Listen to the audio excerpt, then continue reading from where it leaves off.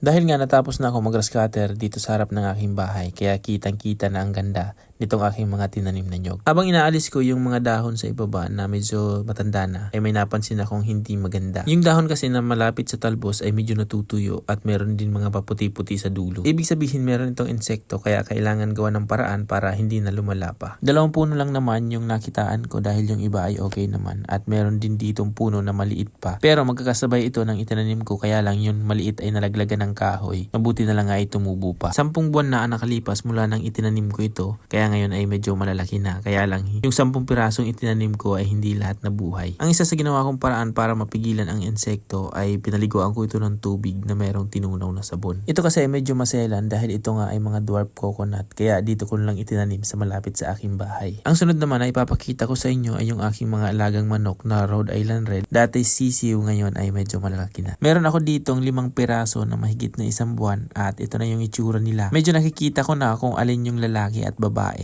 at sa tingin ko nga 2 yung lalaki at 3 ang babae. Dito naman sa kabilang kulungan ay meron din akong 5 sisiw na Rhode Island din pero maliliit pa. Ito yung pinakita ko sa inyo nung nakaraan na ang naglimlim sa kanila ay ang kanilang Rhode Island din na nanay. Gulat nga ako dahil sa aking pagkakaalam ay ang Rhode Island ay hindi naglilimlim pero sa akin ay merong isang naglimlim. Kapag itong aking mga sisiw ay medyo malaki na at sa tingin ko ay hindi na kayang kainin ng mga ibon, ito ay pakakawalan ko na.